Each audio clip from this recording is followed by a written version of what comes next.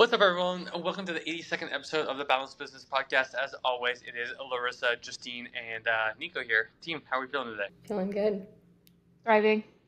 Yeah, Oh, yeah, I was about to pull the I'm coffee. a huge caffeine high, not gonna lie. Oh, Love it. All got caffeine, and a very interesting last-minute change to our topic. So, Justine, what are we even talking about today? Today we will be talking about talent and hiring and why now is a good time to hire new people and why you should really always be hiring. This is going to be a Nico heavy topic today, but I'm excited for that. He always does such a good job. So let's get into it.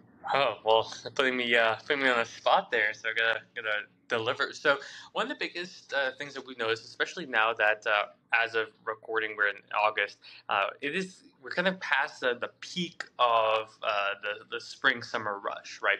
So right now, a lot of people are starting to think about what we're doing for winter, adding on services and whatnot. And usually, when you start thinking about adding services, your current team might not have the talent or the skill set or even the experience to handle all that. So a lot of questions have been popping up with our clients around recruiting. How do you find the right talent, and why it's even important? Because again, you're fine. You just got done with the busy time. So one of the biggest things that has been brought up is why you should always be hiring, especially if you're growing landscaping turf installation business. Maybe you have a tree division. You are always either growing or you're dying. So not to be too morbid, but we've all heard those expressions. If you're not growing, you're dying. And a lot of people underestimate the importance of having amazing people on their team, because unless you're a solo guy and that's or girl, and that's your desire, most of the time you're going to hit a capacity problem where either you have to increase your prices a lot or hire on people that can help. So, for instance, Justine crushes over content. I don't. So, if I had to produce these podcasts and not change them up last second, I would be horrible at her job. So, having the right team members in place can actually help grow your business, not just in the amount of jobs that you can take, but also in the impact that you can have both on them and on your own company and your clients. So before I go into the top questions like why you should be hiring constantly, why Q4 and Q1 are so important for having great talent, prepping for next season, where to look for applicants, what to look in a partner. There's so many other things that we can go into. Do we have any questions before I go into kind of the top FAQs around recruiting, especially in the green industry, landscaping, turf, tree, all that fun stuff? my biggest comment or slash question, I suppose, would definitely be it's really important to consider where you need help. And Nika, we can talk about this more a lot and about in some of the subsections you discussed.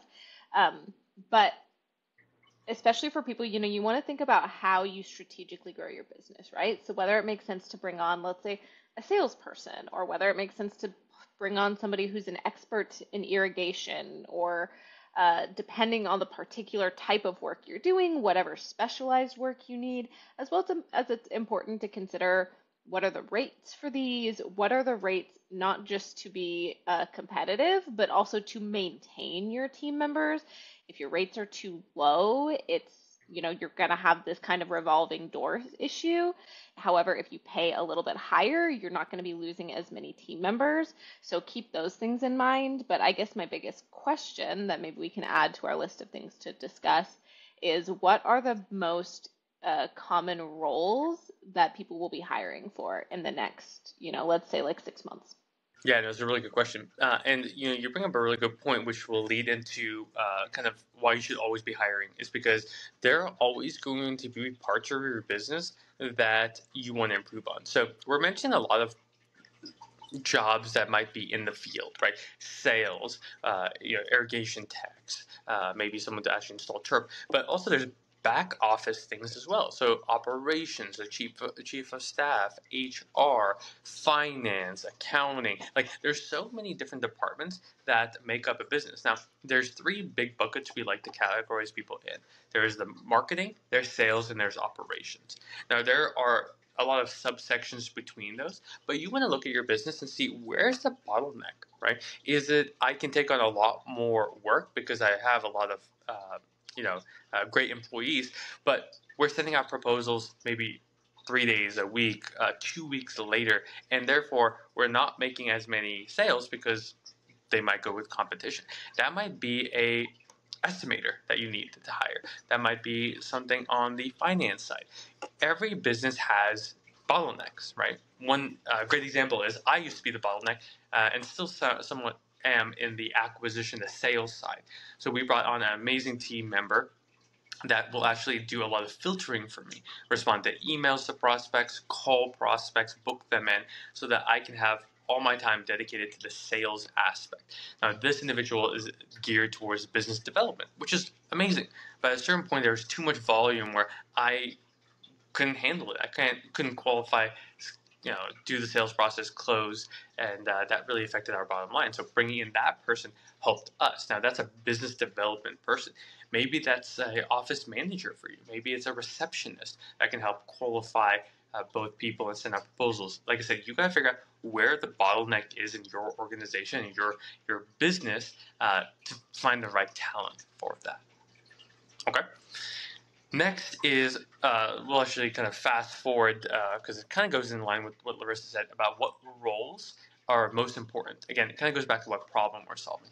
The most common ones on the marketing, sales, and operations side are the following. So we have marketing. So this is who's in charge of getting new leads in the door.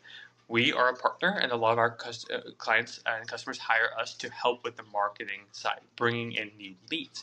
Maybe you have a social media person that posts, which is great, but they might not be tracking those individuals to conversion, right?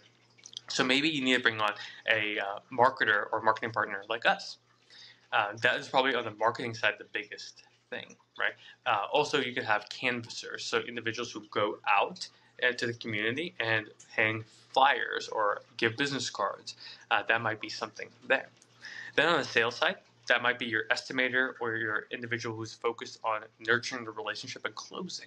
So most of the time, an estimator or a salesperson is what's required in the sales category.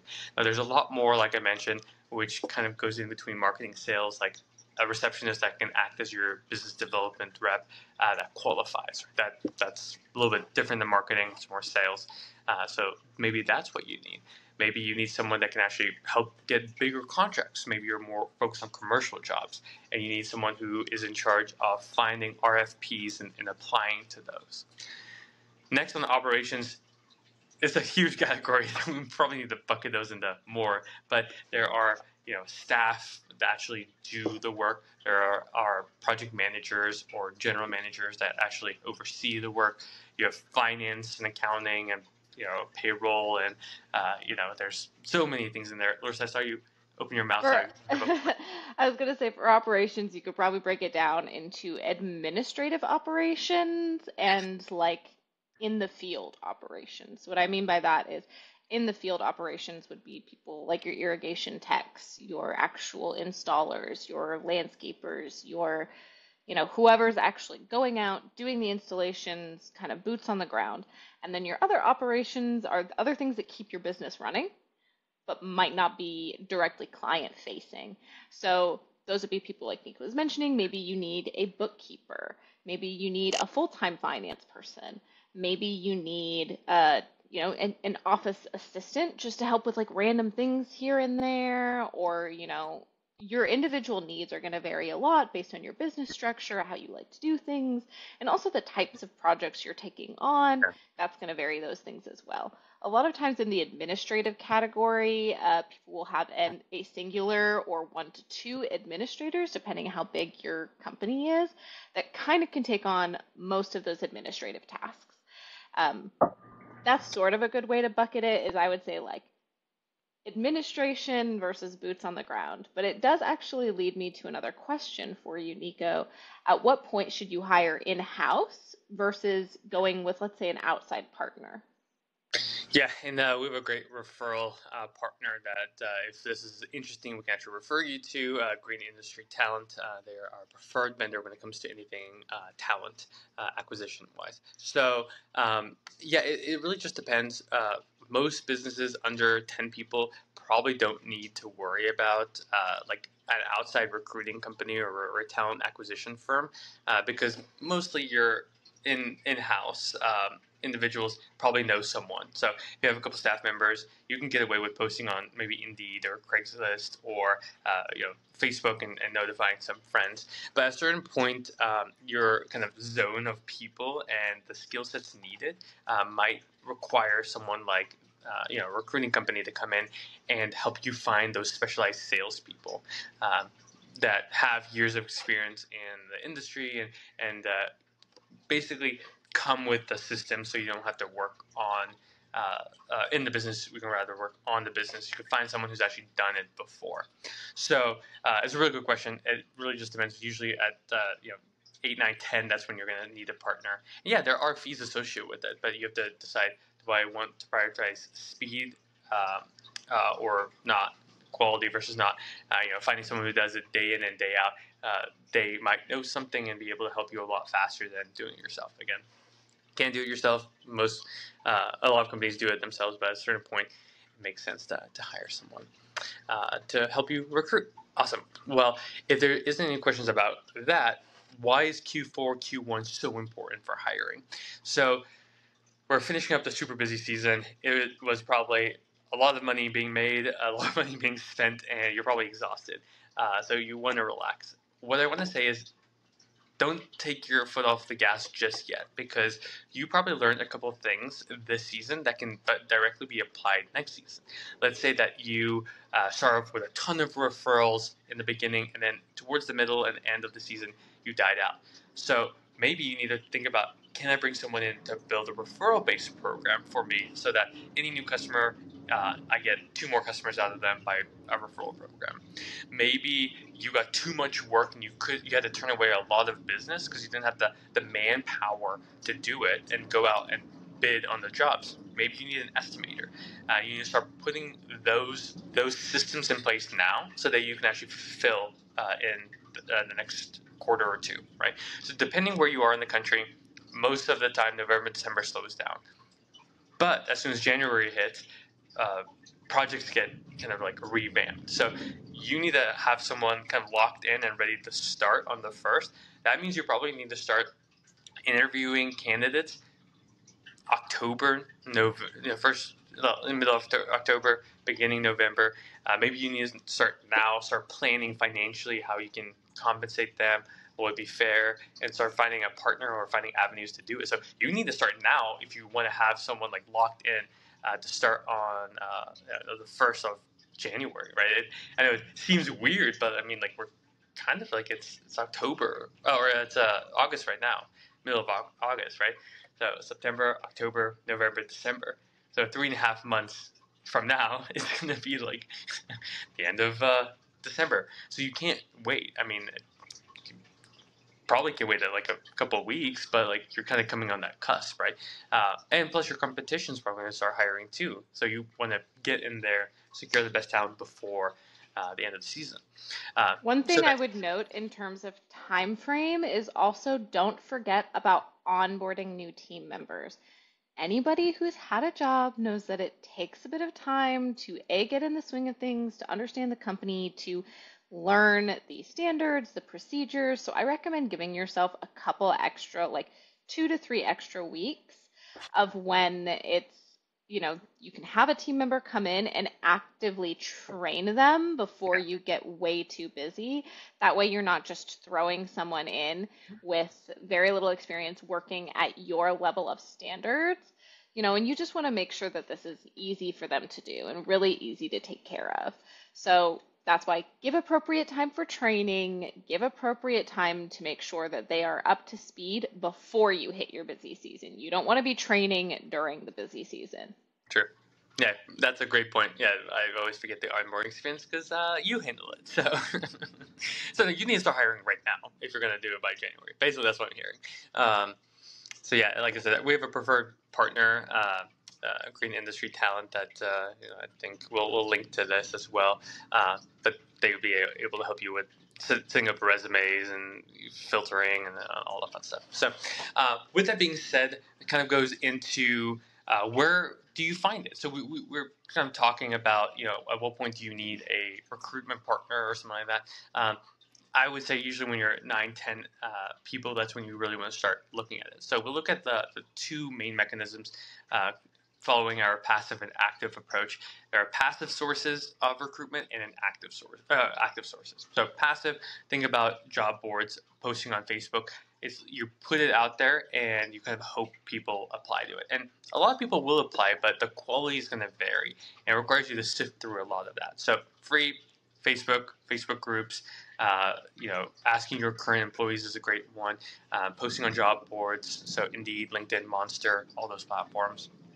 Then on the paid side, like I said, that's when you hire a recruiter. They usually do a lot more like outbound for that person. So let's say you want to hire a foreman with 5 years of experience in artificial turf, like they'll go out and use special methods to find them. Like I said, that's our expertise. That is where you go to someone like Green Industry Talent, and they'll help you out there.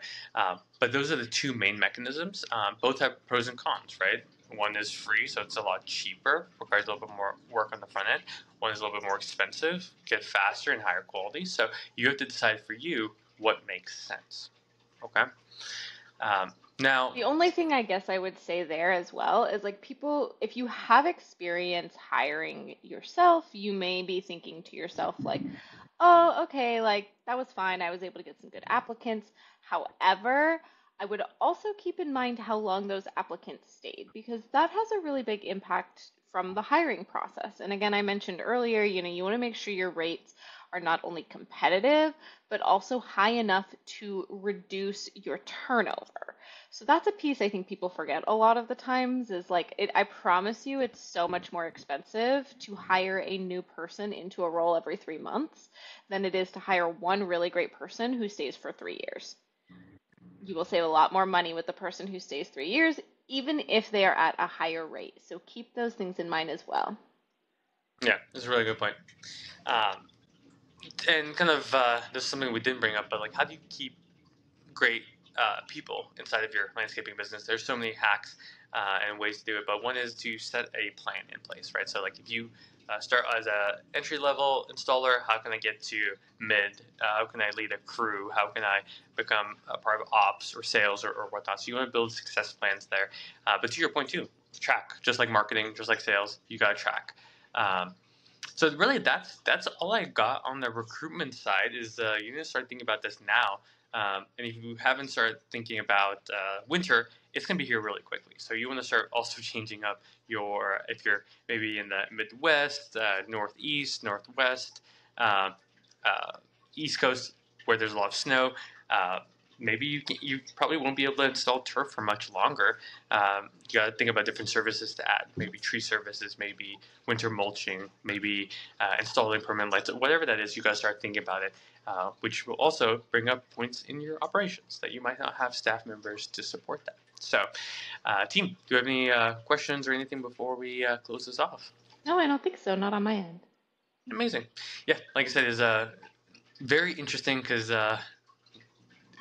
it's like the middle of summer, but we're already starting to talk about winter next year. So, team, it's been an absolute pleasure. If you guys have any questions, email me at nico@getbalancemedia.com. We'll talk to you guys soon, and have a great rest of your day. Peace.